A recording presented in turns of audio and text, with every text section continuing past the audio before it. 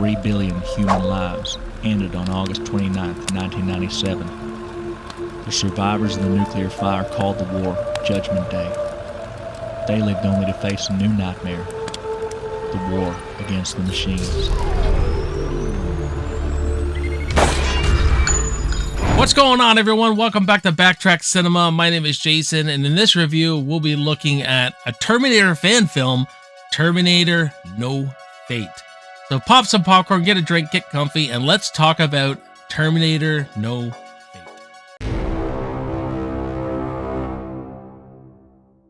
Terminator No Fate was released in 2020, written by Justin Banks and Karen Williams, and starring Jasmine Gunn, Justin Banks, and Aaron Robinson. Set just before the end of the war, John Connor sends an elite TechCom team to infiltrate a SAC Nord facility. During the mission, the team uncover a sinister plan that hinges the fate of humanity. What's going on, everyone? Welcome back to the channel. My name is Jason. You're watching BACKTRACK Cinema, where we talk movies of the past that you know and love. So welcome back, guys. We're doing another fan film, this time a Terminator fan film, which I don't think there's as many Terminator fan films as there is like Friday the 13th or like Halloween and, you know, IPs like that. And what interests me about this, why I started looking up fan films for Terminator ones, because I'm very interested in writing my own.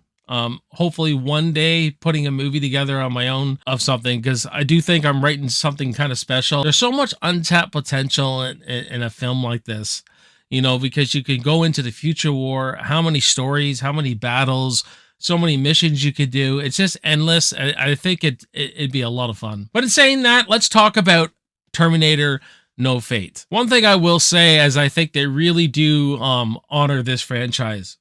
This movie is put together on a low budget. I mean, I believe this was only made for $5,000 US. I think they did quite a great job considering the budget they're working with. We start this movie by being introduced to a TechCom team that goes into a SAC Nord facility and finds some, you know, plans, and they find the time machine displacement equipment that we know of in the future. And John Connor is a guy who sends orders to these crazy missions. What I gathered from this movie is John Connor, not everyone's following him yet. He's almost considered like a radicalist, you know, because of all this information he knows, sending orders on missions like this. And the movie starts out with this team, and the action right away is pretty good, man. Really good, actually. It starts off like the Expendables, man. This team is going in, taking people out, taking whoever's guarding this facility and all like that, and you see some really good action to start. And the music that goes along with that action, it's pretty good. It's good. It's high octane action. You see people being shot and bones being crunched. It's good stuff, man. If you're an action fan,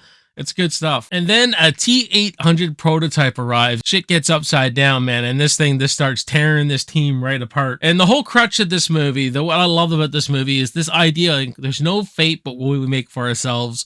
Continuing theme through this whole Terminator franchise, and the director understands this. And I like how he takes that there's no fate but what we make. John Connor's team was falling into a trap because they play with the idea that Skynet never knew who John was. John Connor could have been anybody, and what they do in this movie is that, and it's true, because remember, Linda Hamilton or Sarah Connor never had a picture of John Connor. There was only one picture of John Connor in T2. So he was doing all this stuff, staying hidden, his identity being secret, and no one knew who he was. And when this TechCom team goes in there, there's a Terminator in a listening, Skynet's listening, and now basically they know who John Connor is now, and this Terminator takes everyone out and takes the plans of the time machine, you know, and takes the data, sends it to Skynet. See, now they're ready because they've had this time machine, they've had the plans all this time, but they just never knew who Connor was, so they never knew who to send the T-800 after in Terminator 1. So I like that. It's like a prequel before that big final battle that happens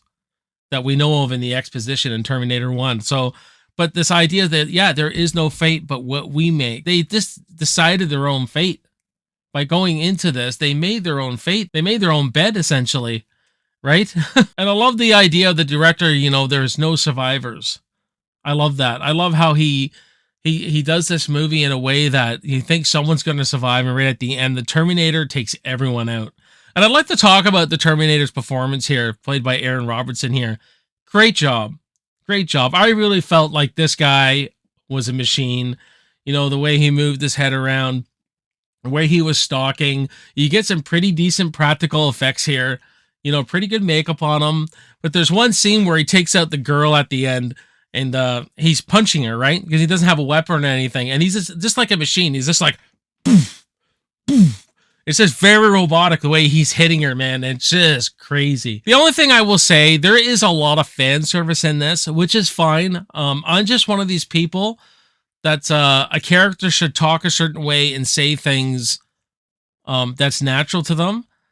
And it just felt at times that they were putting in lines for us to go, oh, remember that? The first movie? Or like, come with me if you want to live. And all these sorts of things we're used to seeing. I just think there was a little too much of it. That's all. That's really my only nitpick of this movie. Other than that, I had a great time with it. And just imagine if this director got like 50 grand from Indiegogo or whatever the raise funds for a film. What he could have done. It's a short film. It's only like 30 minutes.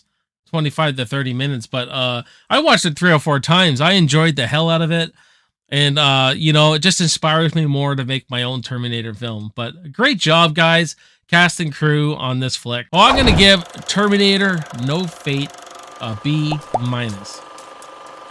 What about you guys? Have you seen Terminator No Fate? Let me know in the comments below if you've seen it, if you haven't seen it. If you haven't, I'll put the film in the description below. You can go watch it, then we'll talk about it. We'll have a good discussion on Terminator No Fate. That will do it for me on this video, guys. You're watching Backtrack Cinema. My name is Jason. I will see you on the next video, and I will see you in the movies. Cheers.